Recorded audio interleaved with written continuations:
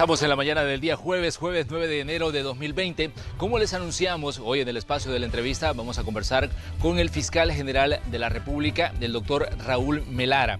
El fiscal está iniciando ya su segundo año de gestión como titular de la Fiscalía General de la República. Es de destacar que cuando él fue juramentado, se dio una serie de controversias en la Asamblea Legislativa y en el año que ha transcurrido ha sido aplaudido por unos y no podemos negar que también ha sido criticado por otros en ese trabajo como fiscal general de la República. Al momento de su toma de posesión en el cargo de fiscal, el doctor Melara dijo que con sus actos demostraría su independencia y capacidad. Estamos ya, como les decíamos, al 9 de enero y el segundo año de gestión ya está caminando. Y una de las grandes peticiones de los ciudadanos es que arrecie la lucha contra la corrupción. Y casos tan sonados y que seguramente van a continuar siendo noticia, podemos citar los de los expresidentes Elías Antonio Saca, el caso también del expresidente Mauricio Funes. A esto agregamos la lucha contra las pandillas y también los casos de enriquecimiento ilícito que siguen acaparando titulares en nuestro país. Vamos a poner algunos hechos en contexto y comenzamos con nuestra conversación de esta mañana. Esta semana ha vuelto a la opinión pública el caso del expresidente de la República, Mauricio Funes, y 30 procesados más acusados del desvío de $350 millones de las cuentas de Casa Presidencial. Entre los señalados se encuentra la ex primera dama de la República, Wanda Pignato, y la ex presentadora de televisión, Regina Cañas. No hay ninguna duda, si yo fuera culpable hubiera abandonado El Salvador. Sería la primera, declaró Pignato tras abandonar el lunes el Juzgado Séptimo de Instrucción de San Salvador. Quien sí ha solicitado un proceso abreviado para evitar una condena mayor ha sido la popularmente conocida como Tía Bubu. Los abogados de la señora Regina Cañas se han apersonado a la Fiscalía y entiendo que han solicitado ser beneficiarios de un proceso abreviado, dijo el fiscal general Raúl Melara, y señaló que las condiciones para que ella pueda acceder a este beneficio es que devuelva lo que robó y que se declare culpable por el delito del que se le acusa. En otro tema, es de mencionar que el exdiputado Roberto Carlos Silva fue deportado ayer de Estados Unidos. Silva es acusado por los delitos de cohecho y lavado de dinero por aproximadamente $14 millones. El exlegislador fue detenido en el año 2007 en California después de ingresar de manera ilegal al país norteamericano. Hablando de casos de corrupción, El Salvador ya cuenta con una Comisión Internacional contra la Corrupción, CICIES, una entidad que brindará asistencia técnica en la investigación de casos de corrupción, en presentación de evidencias, judicialización de los casos, monitoreo de cuentas bancarias cuando se trate de delitos de lavado de dinero o lo que la Fiscalía solicite. En el Convenio de Cooperación Técnica y Fortalecimiento Institucional para el Combate de la Corrupción y de la Impunidad, suscrito entre la Fiscalía General de la República y la OEA, se detalla que la CICIES ha sido creada a solicitud del gobierno salvadoreño para contribuir con las instituciones salvadoreñas con respecto a sus propias atribuciones, competencias y en el fortalecimiento de sus capacidades técnicas, logísticas y estratégicas en la lucha contra la corrupción y la impunidad. Más de 365 días han pasado desde que Raúl Melara fue juramentado como fiscal general de la República. Su periodo estuvo marcado por fuertes críticas que ponían en tela de juicio su independencia, pues fue director de la Asociación Nacional de la Empresa Privada y fue asesor de un ex candidato presidencial. Esta mañana, en la entrevista de Hechos AM, conversaremos sobre estos y otros temas con el fiscal general de la República, Raúl Melara. Comenzamos. Así es, en esta mañana de jueves le damos los buenos días al señor fiscal general de la República, el doctor Raúl Melara. Doctor, gracias por estar aquí, gracias por hacer tiempo para atendernos y conversar con nosotros aquí en Hechos AM. Muy buenos días, Manuel, es un gusto estar con ustedes aquí en Canal 12. Doctor, estamos comenzando ya su segundo año de trabajo como fiscal general de la República. ¿Qué dice usted a quien en estos días todavía pone en tela de juicio su independencia como fiscal general? Mire, buenos días, Manuel. En primer lugar, yo creo que es importante ver cómo tomamos la Fiscalía hace un poco más de un año. Venimos a dirigir una institución que es sumamente compleja, con muchos retos, que a día va teniendo nuevas tareas, nuevas obligaciones y, por supuesto, muchas expectativas de la sociedad con respecto al trabajo que se realiza. No hay duda de que el trabajo ha sido inmenso, hay una gran cantidad de áreas en las que se le debe de poner atención. No obstante, creo que desde el primer día dimos muestras de independencia y del trabajo que se está haciendo en la institución. Algunos hacían vinculaciones de algún tipo con partidos políticos. Si usted se recuerda, el primer caso que yo presenté en la Fiscalía General de la República fue el caso de China Taiwán, en el cual estaban involucrados representantes de un partido político de derecha, y así sucesivamente se han seguido presentando una serie de procesos, tanto de enriquecimiento ilícito, otros de lavado, otros de incumplimiento de deberes, con funcionarios de todos los partidos políticos del espectro nacional. Se ha procesado un expresidente de la Corte de Cuentas de la República, algo que nadie creía, hasta había olvidado que se iba a realizar. Se ha procesado a alcaldes en funciones de distintos partidos políticos.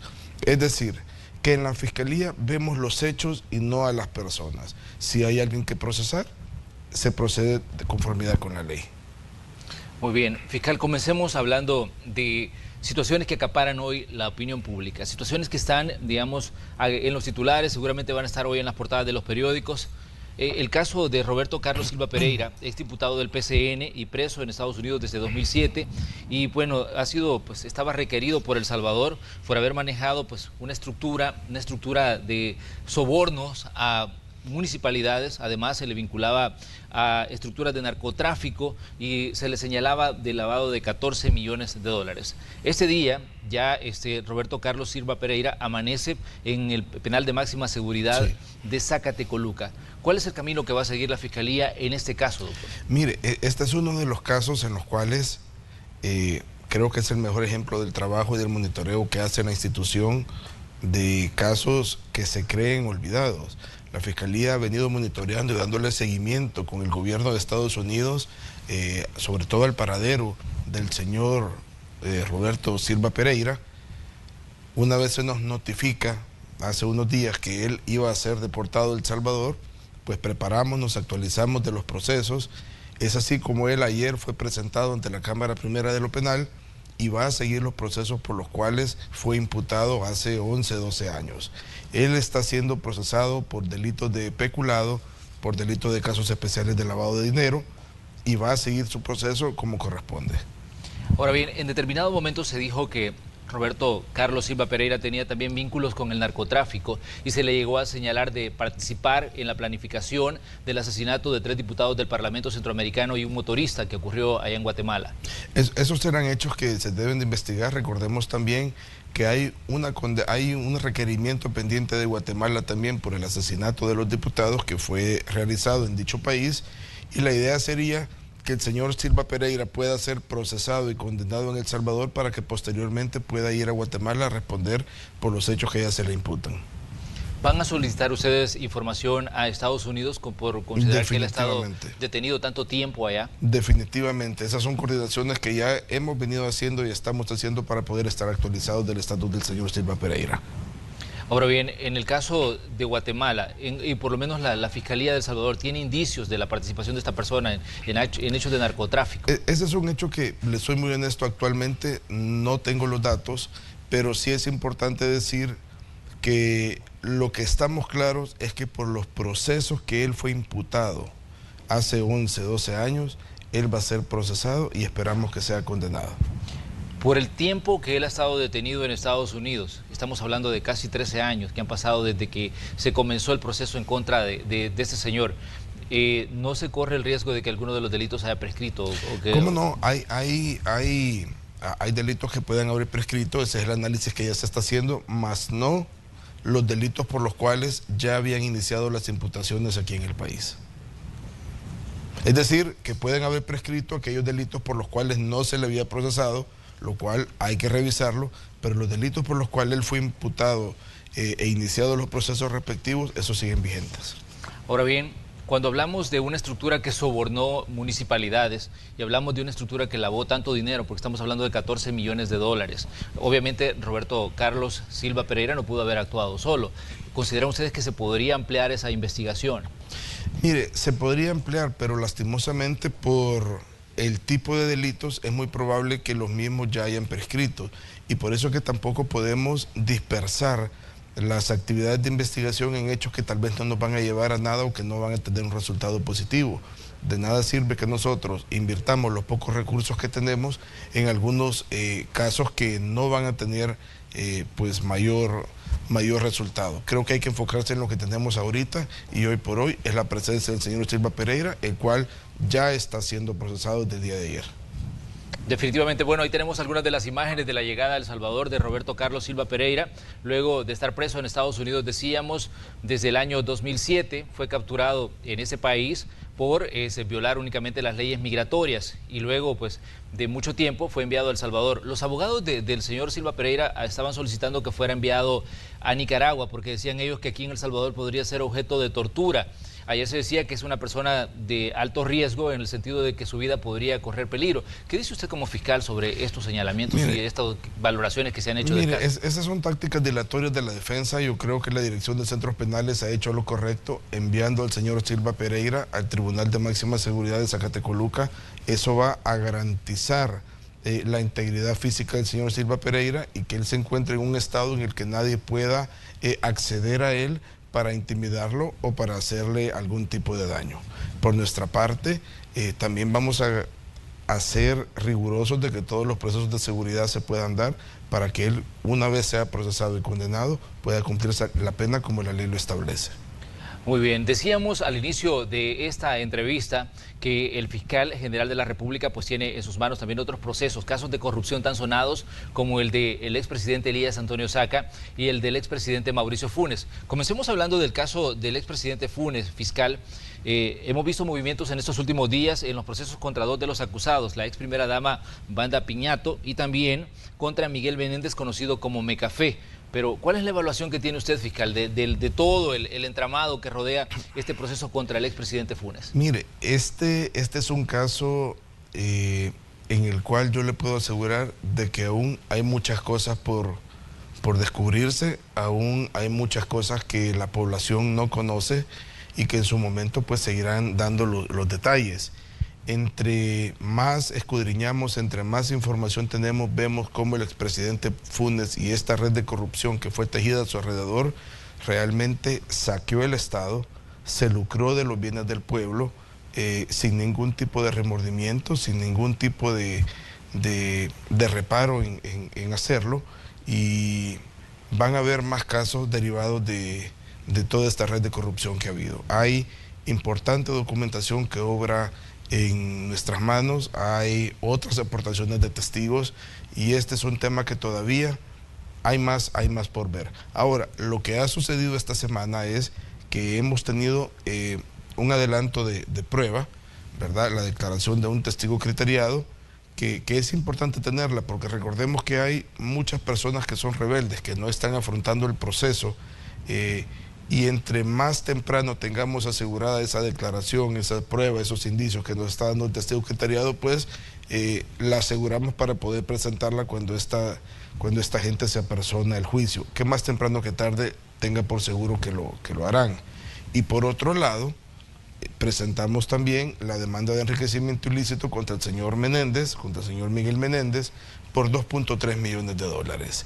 Esto es por aquellos indicios que Corte Plena y la sección de probidad encontró que él se había enriquecido ilícitamente y los cuales hoy por hoy nos toca como Fiscalía probar. Ahora bien, cuando se habló del caso de la doctora Piñato, también surgió pues una declaración de uno de los abogados que reveló el nombre del testigo criteriado. Estamos hablando de Jorge Hernández, ex presentador de televisión y quien pues está vinculado a todos estos casos. ¿Cómo queda, digamos, esta situación cuando se revela el nombre de un testigo criteriado? Mire, el defensor, quien es conocedor de la ley, fue magistrado de la Corte Suprema de Justicia, él sabrá cuáles son las repercusiones legales que puede ser acreedor por haber revelado la entidad y haber puesto en peligro también la integridad del testigo criteriado. Esta persona goza de un régimen de protección y como tal debía mantenerse en reserva todas las características que han sido ordenadas por el juez. Pero ¿cómo queda entonces el caso de Jorge Hernández, considerando que también está siendo vinculado en el caso del expresidente Elías Antonio Saca? Mire, él está colaborando con la Fiscalía en varios procesos pero por otros también está siendo procesado como cualquier imputado. Entonces son dos cosas totalmente distintas. Si usted se recuerda, él tiene varios procesos por evasión de impuestos, los cuales él está afrontando presencialmente, y en estos casos que él está colaborando, en este caso específicamente que él está colaborando como testigo. Ahora bien, otro elemento que se sumó al caso del expresidente Mauricio Funes es el caso de Regina Cañas, ex esposa del expresidente y también madre de Diego Funes, quien también está siendo señalado en este proceso. Ella se dijo que estaba buscando a través de sus abogados que se le diera un proceso abreviado. Sí. Pero ¿cuáles son los criterios que se piensa seguir, fiscal, en esto que realmente pues genera, digamos, una serie de reacciones en la opinión pública y no tanto a favor de que se otorgue este tipo de beneficios, un proceso abreviado? Este tipo de beneficios, es cierto, son beneficios penitenciarios que están estipulados por la ley. O sea que es algo totalmente legítimo lo que se puede hacer. Ya se han dado anteriormente, pero hoy bajo una nueva modalidad. Antes se otorgaban procedimientos abreviados, pero sin ir a lo que realmente la gente necesita, y es que se recupere el dinero que ha sido sustraído del Estado. Hoy por hoy, para analizar el otorgamiento de un procedimiento abreviado, primero debe de existir una garantía de que la persona va a responder por la responsabilidad civil que se le está exigiendo. En este caso, si recordamos un poco el caso específico de la señora Regina Cañas, ella no ha robado dinero del Estado. Ella coadyuvó a que su hijo, el señor Funes Cañas, se le simulara un préstamo por $95,000 para justificar supuestamente la exención de probidad. Pero todo delito tiene una responsabilidad civil añadida. Es cierto, ella personalmente no fue beneficiaria de dinero del Estado, pero sí su hijo. Y ella fue colaboradora, fue cómplice para que ese delito se pudiera dar. Y es por eso que tiene una responsabilidad civil por la cual debe de responder. Entonces, antes que nada, antes que considerar un procedimiento abreviado para la señora Cañas, primero tenemos que tener una certeza de que ella va a responder por la responsabilidad civil a la que el juez correspondiente le condene. Ahora bien, hemos visto procesos abreviados también en el caso del expresidente Elías Antonio Saca, peticiones de procesos abreviados también en el caso de Ana Ligia de Saca. Pues en determinado momento el expresidente Saca confesó, pero no ha devuelto dinero, ¿no? Por eso le digo de que ha existido un antes y un después en la manera como se otorgan los procedimientos abreviados. El procedimiento abreviado del expresidente Saca no lo otorgué yo. Fueron otorgados y consumados durante la administración anterior. En el caso de la señora Ana Ligia de Saca, es el primer criterio abreviado en donde yo pongo la condición de que para ser considerada para un procedimiento de ese tipo, debe de devolver los 17 millones. Si usted se recuerda, a la señora Ana Ligia de Saca se le había concedido este procedimiento abreviado, pero se pone la condición, y la pone este servidor, de que para poder ser beneficiaria tenía que garantizar devolver los 17 millones de dólares que ella está acusada de lavar. En ese momento, ella se retrae al momento de la audiencia y su defensor manifiesta que no puede pagar ese dinero. En ese mismo momento, mi orden es que se le retira ese beneficio que ella había solicitado, porque no va a responder por eso. Entonces, hoy por hoy, ella está afrontando un proceso ordinario y va a ser condenada con seguridad a muchos más años por no haberse obligado a pagar lo que corresponde. Pero, ¿qué dice usted, fiscal, cuando se habla de los procesos abreviados y dice que la Fiscalía los está aplicando mal?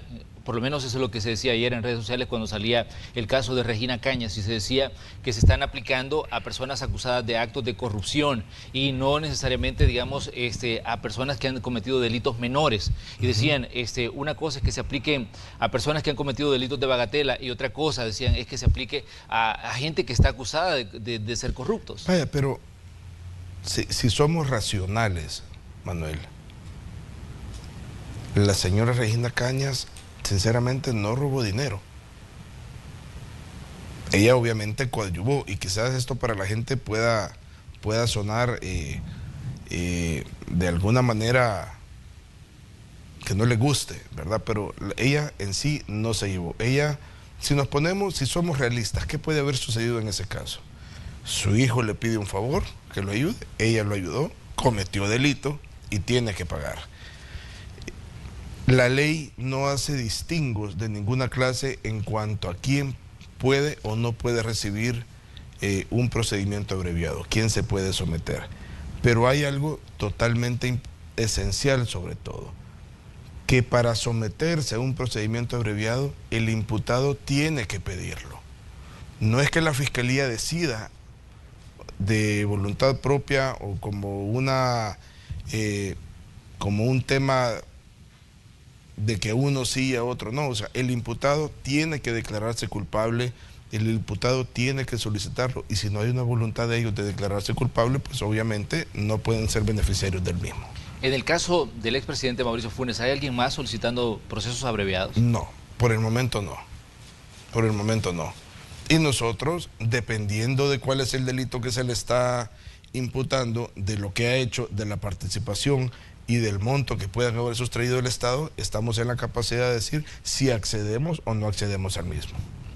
Ahora bien, como decíamos, son dos procesos importantes que marcan la historia de El Salvador, los procesos contra los expresidentes. En el caso de Elías Antonio Saca, fiscal, ¿cuál es su evaluación, considerando que este es otro proceso que sigue acaparando pues muchísima atención a nivel mediático? Mire, es un proceso que se realizó durante la administración anterior. Yo lo hubiera hecho de manera distinta, comenzando por recuperar los bienes. Estamos avanzando y es posible inclusive que hayan nuevas imputaciones en estos casos también. La Sala de lo Penal dijo que Elías Antonio Saca debe reintegrar los 260 millones. Y esa es una acción en la cual yo me opuse en su oportunidad rotundamente. Cuando la Cámara revoca el tema de la responsabilidad civil del expresidente Saca, mi orden directa es que había que recurrir hasta la última instancia, porque debe de sentarse un precedente de que nadie puede hacer un uso discrecional, abusivo, arbitrario y sobre todo para beneficio propio de los recursos del Estado, en este caso de los recursos que venían de esta partida de gastos reservados de la Presidencia de la República. Ahora bien, fiscal, cuando usted hablaba del cumplimiento de su primer año de trabajo como fiscal general de la República, hablaban de dinero recuperado sobre todo en casos de corrupción. Yo tengo acá el dato que son 101.617.275 dólares. Sí. En por lo menos 25 casos de corrupción que han estado pues en manos de la Fiscalía. Totalmente de acuerdo. Han sido 258 delitos de casos de corrupción que han sido judicializados. Y han sido 25 condenados, los cuales nos ha llevado a recuperar 101 millones de dólares. Esta es una suma importante porque estamos hablando de dinero recuperado solo en un año. Este año habrá mucho más, y este año van a ver un accionar de la Fiscalía General de la República reforzado en este tema de delitos de corrupción. Recordemos algo, tenemos mucha esperanza también de trabajo que podamos realizar de la mano con las CICIES.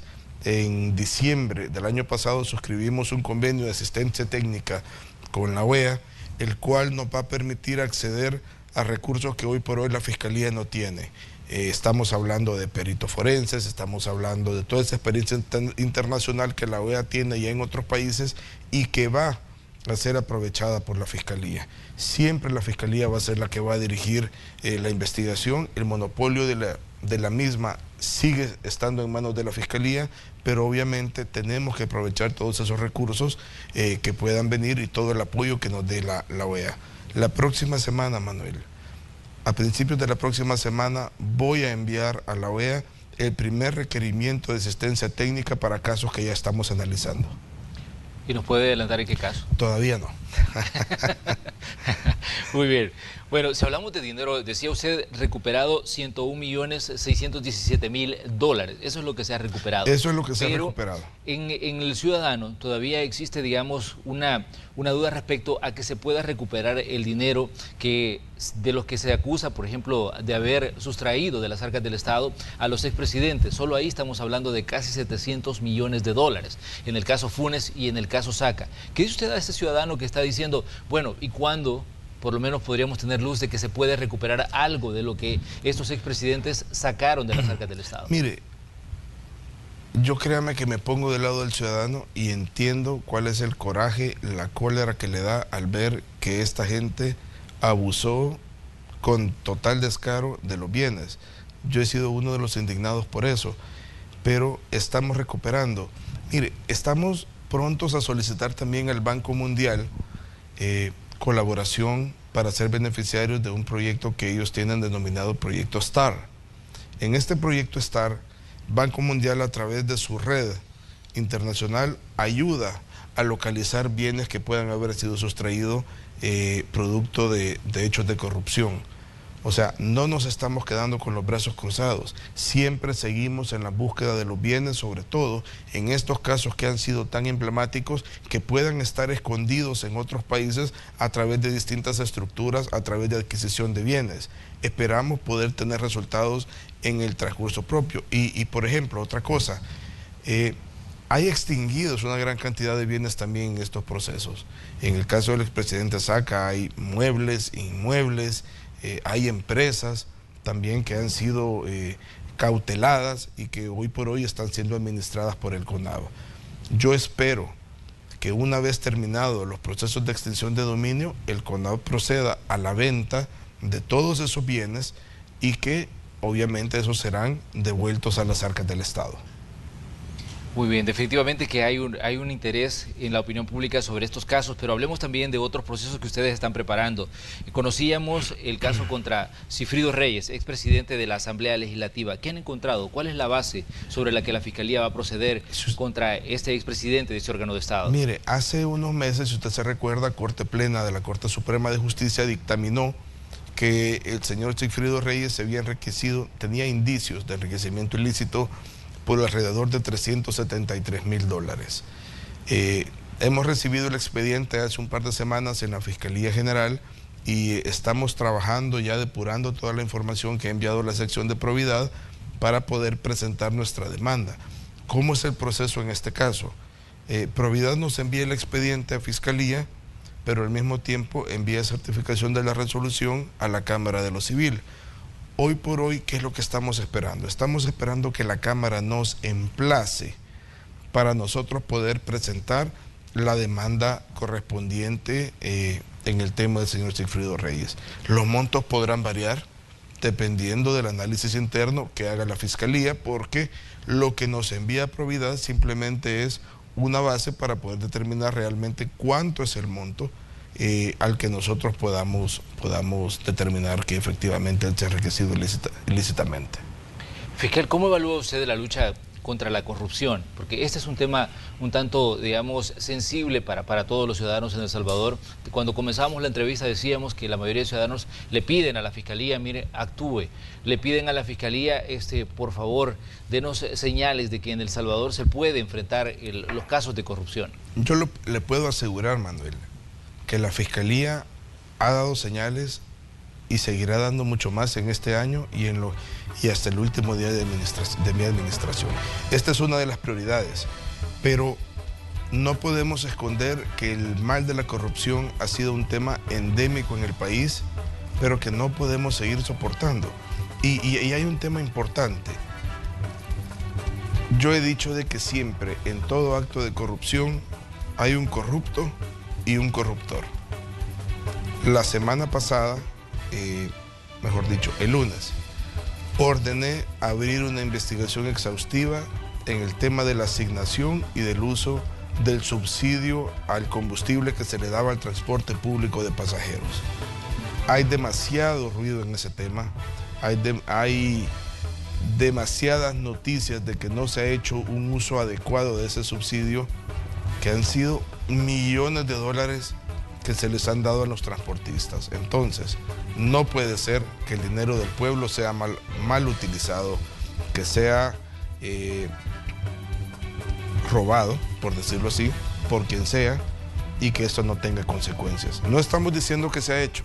Lo que sí estamos diciendo es que vamos a hacer una investigación seria, que ya la estamos haciendo, que estamos solicitando también a Corte de Cuentas que haga una auditoría y que nos acompañe en este esfuerzo para poder tener resultados positivos y que la población sobre todo sepa qué es lo que ha pasado con este subsidio al combustible.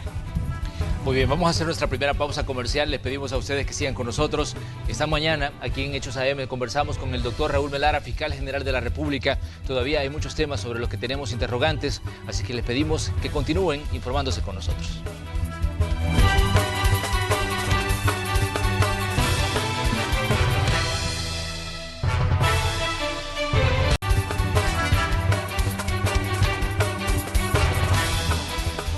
Continuamos con el espacio de la entrevista de Hechos AM correspondiente a este día jueves 9 de enero de 2020.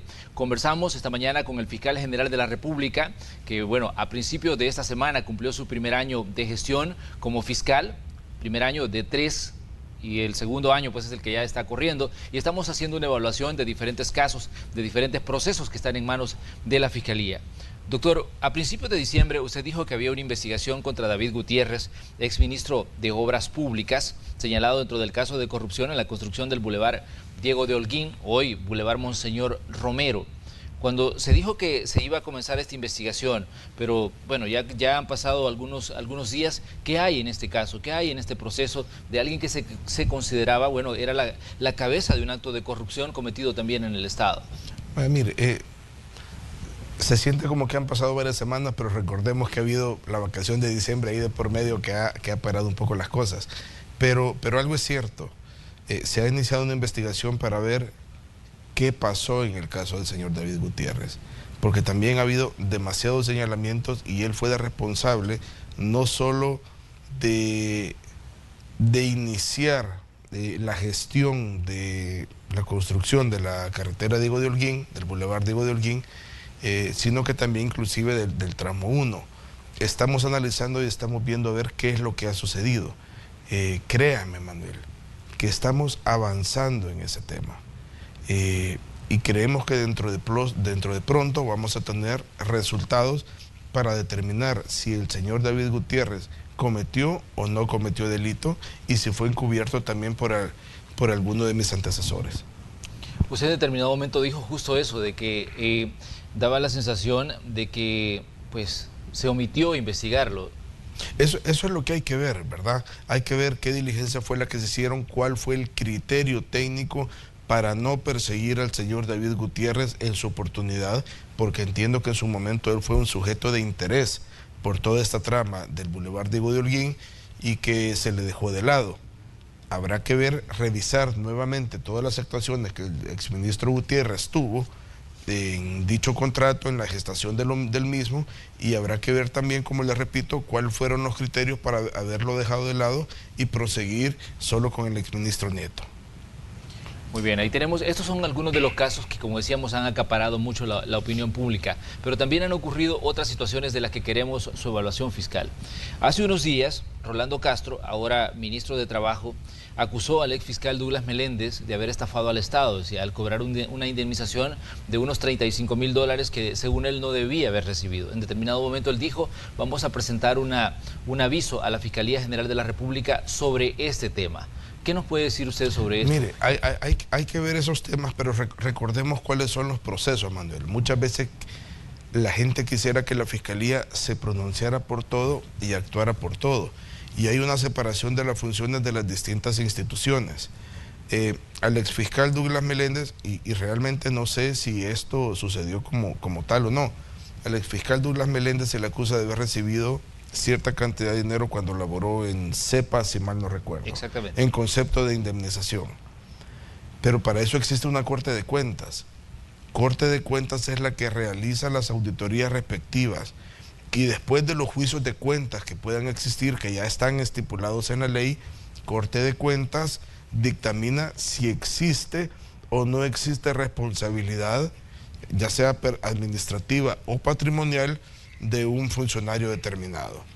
Entonces, en este caso lo pertinente es que Corte de Cuentas haga su labor, que ellos realicen la auditoría, que realicen los procesos y los juicios de cuentas respectivos para que en su oportunidad eso llegue a la Fiscalía para que se haga efectivo el cobro en caso de que él sea condenado.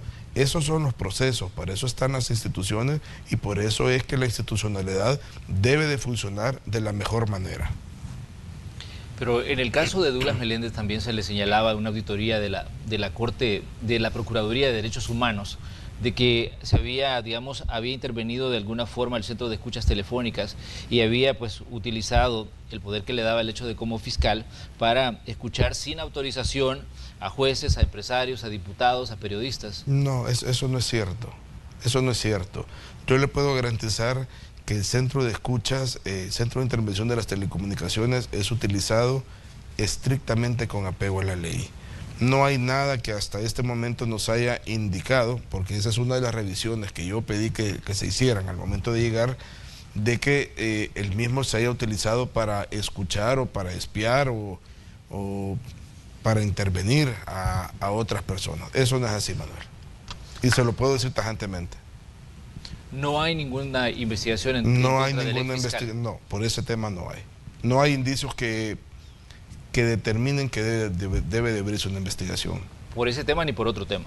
No, hay otros temas por los cuales a él sí se le ha denunciado y se le están abriendo los procesos correspondientes. Ahora mire,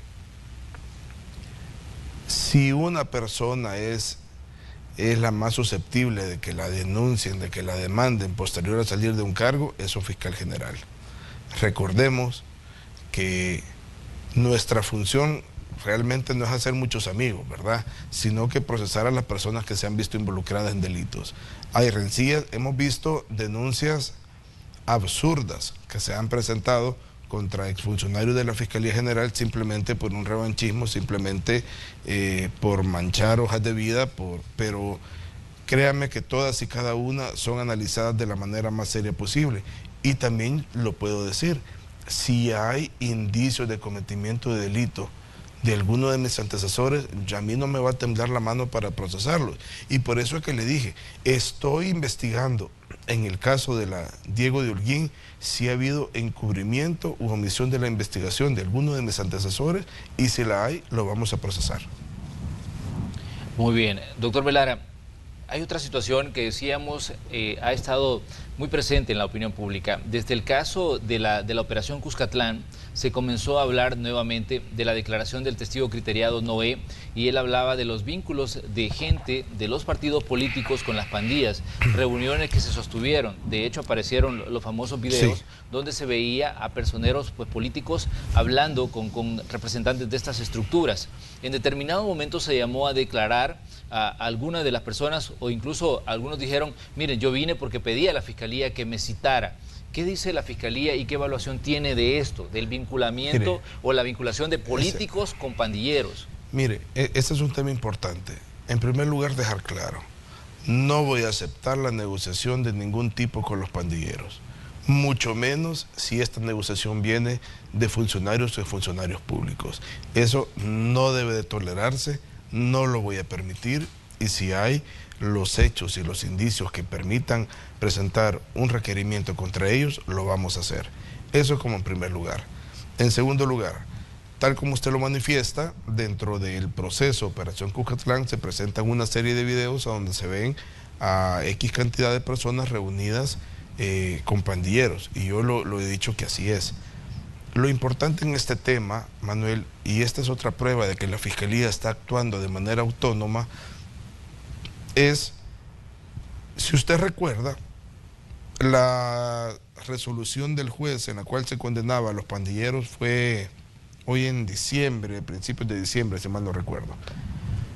Yo ordené que se abriera una investigación y que se comenzaran a citar personas, a recibir declaraciones sobre este tema mucho antes, siquiera que el juez emitiera o certificara a la Fiscalía. De hecho, todavía eso no ha sucedido. No hemos recibido documentación del tribunal especializado pidiéndonos que se pueda abrir una investigación alrededor del mismo, pero esta ya se hizo. La hice de manera independiente y la estoy haciendo de la manera más responsable. Vuelvo y reitero, mire, lastimosamente los salvadoreños quisiéramos que todo fuera de inmediato, que todo fuera instantáneo, pero los procesos toman lo que toman. Hay formalismos que si nosotros los obviamos o actuamos arbitrariamente, por un lado vamos a ir a que se nos caigan los casos porque los jueces no los van a admitir. Entonces tenemos que seguir todos los procesos estrictos que nos dicta la ley para poder presentar un caso en el entendido de que existan los indicios correspondientes. Pero por otro lado, tampoco es cierto de que alguien haya pedido a la Fiscalía que lo citen. O sea, la Fiscalía es la que cita, la Fiscalía es la que pide que lleguen las personas a declarar. Y en este caso, así ha sucedido con una gran cantidad de personas en las cuales sus cámaras han sido testigos de que han llegado a la institución a rendir su declaración y a brindar elementos que nos puedan permitir determinar en qué entorno y bajo qué circunstancias se han realizado estas reuniones y si se sabía que estos personeros, en algunos casos, pues eran o no pandilleros. Muy bien, porque recordamos la declaración del doctor Dorman Quijano cuando salía de rendir su declaración en una de las dependencias de la Fiscalía. Él decía, bueno, yo estoy aquí porque yo le pedí a la Fiscalía que me citara. Yo no tengo registro de que él haya solicitado nada a la Fiscalía, pero sí tengo registro de que la Fiscalía lo citó. Ahora bien, doctor, ¿qué tanto pueden aportar o qué tanto valor pueden tener en una investigación de este tipo los videos que salieron como parte de la Operación Cuscatlán? De hecho, en determinado momento se dijo por qué la Fiscalía no ha publicado los videos y usted decía que eso era una potestad que tenía que tomar el juez. Exacto. Y ser él el que dijera si se divulgaba o no los videos. Y eso es lo que sucedió al final. Si usted se recuerda, hubo una polémica entre el juez y la parte fiscal de que por qué no se develaban los videos. Nosotros no teníamos el video original. El video original estaba en posesión del juzgado y estaba siendo utilizado precisamente para ese proceso. Era potestad del juez divulgar los videos y así lo hizo al momento de su resolución. O sea, que el tiempo me dio la razón totalmente. Él tenía la potestad de hacerlo, estaba en su poder el video y así lo presentó al momento de resolver. Si le pregunto, digamos, ¿qué investigación hay de estos políticos que en determinado momento aparecieron en esos videos? ¿Y qué podríamos decir? De hecho, hay una investigación que podría llevar, digamos, al cometimiento de algún delito. ¿Qué adelanto hay de todo esto, doctor? Hay adelantos, Manuel. Lastimosamente no le puedo decir cuáles son las diligencias que se están haciendo, pero hay adelantos. Porque los ciudadanos se preguntan, ¿por qué no se ha procesado a estas personas a pesar de que incluso hubo confesiones de esas reuniones? Mire, lo que pasa es esto, vaya, le voy a poner un ejemplo y hablamos de los tiempos. La gente dice, bueno, ya está el video. Si esa es la prueba, ¿por qué no los capturan? Vaya, ese video fue utilizado como prueba dentro de ese proceso. ¿Qué es lo que hacemos ahora como Fiscalía? Solicitamos ese video original y lo tenemos que incorporar como un nuevo elemento dentro de las investigaciones que se están haciendo. El testigo Noé rindió una declaración dentro de ese proceso. Tenemos que llamarlo para que rinda su declaración para ahondar dentro de las investigaciones, porque recordemos algo, la declaración del testigo Noé con respecto a esos videos fue una declaración colateral con respecto a los más de 300 pandilleros que se estaban procesando en esa operación. Entonces, una vez que el testigo habla de esos videos y de que da ciertas declaraciones, tenemos que pedirle y citar, o sea, no citarlo, llamarlo y que nos dé más detalles sobre eso mismo. Entonces, no nos podemos quedar simplemente con lo que aparece ahí.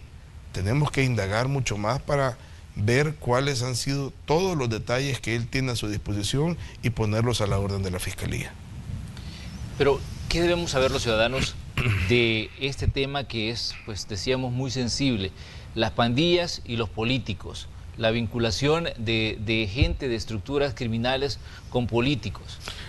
Lo que debe saber la población es que la Fiscalía está trabajando y de que no voy a permitir que ningún funcionario tenga negociaciones con las pandillas. Y esto se lo digo de la manera más seria. Ahora bien, hay otras situaciones que tienen que ver siempre con el tema de las pandillas y es, digamos, el tema de los homicidios. Hemos visto una baja en los homicidios en los últimos meses. De hecho, en determinado momento la gente de seguridad pública dice, miren, estamos viviendo momentos en los que no se habían visto en la historia reciente de El Salvador porque los crímenes habían pues, crecido mucho. ¿Qué dice usted como fiscal sobre esta situación que está ahí y que también sigue golpeando pues, la vida en diferentes puntos de El Salvador? Mire, esto es una realidad. Yo lo he venido diciendo. Anteriormente se hablaba de una baja de los homicidios y un aumento en el tema de los desaparecidos. Gracias a Dios hemos visto una baja en los homicidios y también una baja en las denuncias por desaparecidos. Cuando yo llego a la fiscalía y comienzo a analizar este tema de los desaparecidos, teníamos un promedio de 9 avisos, denuncias diarias de personas que ya no estaban. Hoy por hoy este promedio ha bajado a 6, 7 personas diarias, lo cual es bueno, porque si al mismo tiempo están bajando los homicidios, están bajando los desaparecidos, quiere decir que algo está dando resultados. Lo que no podemos hacer es dormirnos en nuestros laureles, sino que por el contrario tenemos que reforzar las actividades que se están haciendo e ir más allá. Como fiscal general estoy trabajando en otro delito que es importantísimo para la población y son las extorsiones. En el primer trimestre del año yo pretendo tener listo un plan nacional anti-extorsiones, el cual debe de tener la colaboración del gobierno central y del sector privado. Obviamente, la Fiscalía será una parte importante de esto a través de nuestras distintas unidades y de la unidad especializada anti-extorsiones. ¿Por qué digo esto? Mire, tenemos el ejemplo de cómo se erradicó el delito de secuestros con la colaboración codo a codo, mano a mano, de estas 3 instituciones allá por los años 90, 2000.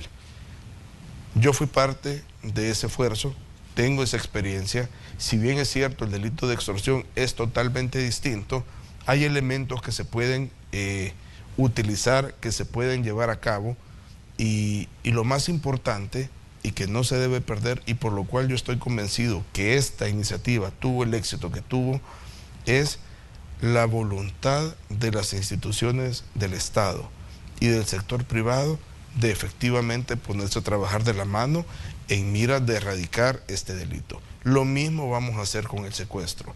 Este plan lo estamos trabajando, no obstante, tenemos que conversarlo todavía con el órgano ejecutivo, tenemos que hacerlo lo mejor posible, tenemos que compartirlo con el sector privado, escuchar también cuáles son los aportes que tiene el sector privado, porque al final ellos son los más afectados. Y vaya, y no me refiero yo a la gran empresa, sino que me refiero a aquellos microempresarios, aquellos que viven día a día el fenómeno de las extorsiones. Y ojo, cuando hablamos de extorsión, no solo hablamos de lo que le cobran a la gente, estamos hablando de que le coartan la libertad, la seguridad, inclusive la vida. Entonces, no podemos permitir que este delito vaya creciendo más y que aparte nutre a las pandillas, porque las nutre financiera y económicamente. No podemos permitir que este delito vaya más allá. Esta es la forma como ellos se han dedicado a fortalecerse económicamente y a meterse en otro tipo de negocios. Los comerciantes de los mercados lo han dicho. Hoy ellos ya son prestamistas, les cobran, les alquilan su puesto, los amenazan a muerte si no pagan y en algunos casos hemos visto ya homicidios por un tema de no pagar la extorsión. Eso es lo que debemos de evitar, Manuel. Definitivamente que el tema de las extorsiones, decíamos, es otro tema, un tema muy delicado. En determinado momento se dijo, mire, es que no hay un mayor número de denuncias, la extorsión es un delito que se sufre mucha gente lo sufre en silencio, porque cuando comenzó el fenómeno de la extorsión y que comenzó a crecer, mucha gente pues decía, yo prefiero pagar porque no se atente contra mi familia.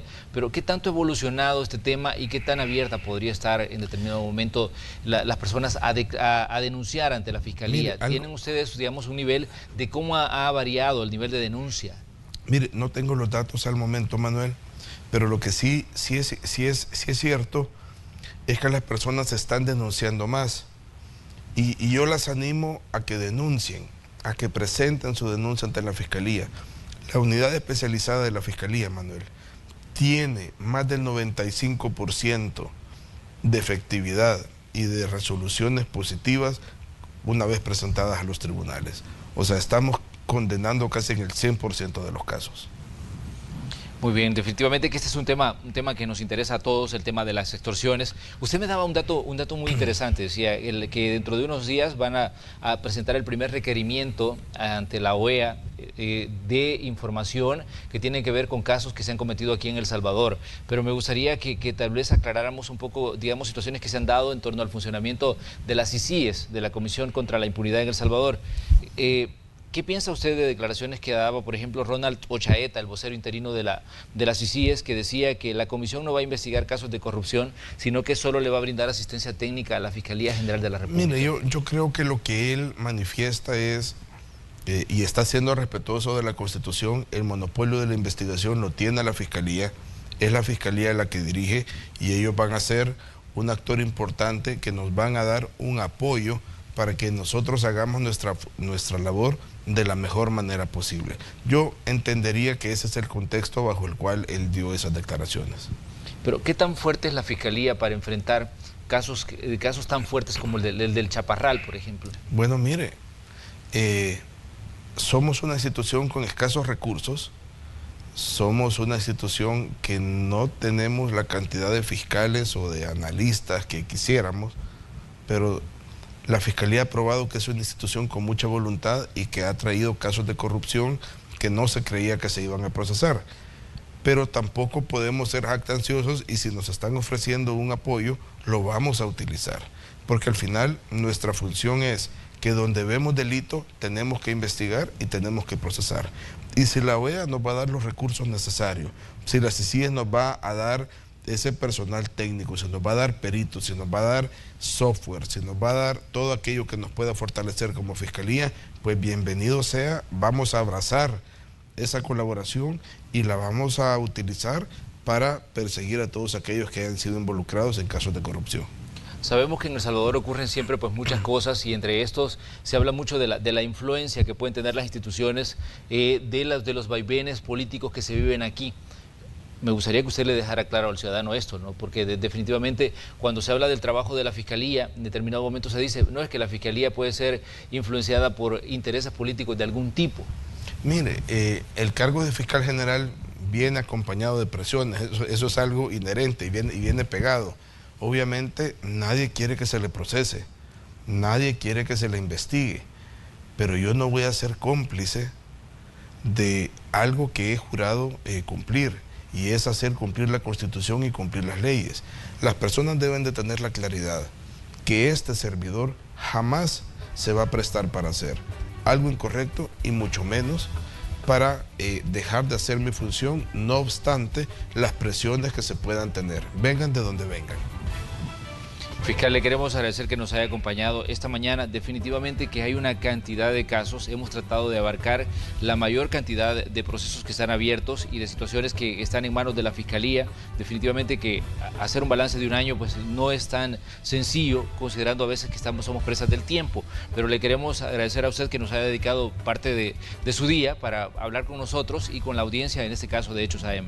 Muchas gracias, Manuel, y muchas gracias a los televidentes y siempre es un gusto estar aquí en Hechos. Vamos nosotros a una pausa comercial en esta mañana de jueves. Vamos a regresar con más de Noticiero Hechos. Vamos a tener reportes del tráfico y otros datos que usted debe conocer sobre situaciones que están ocurriendo tanto a nivel local como a nivel internacional. Siga con nosotros, somos Canal 12.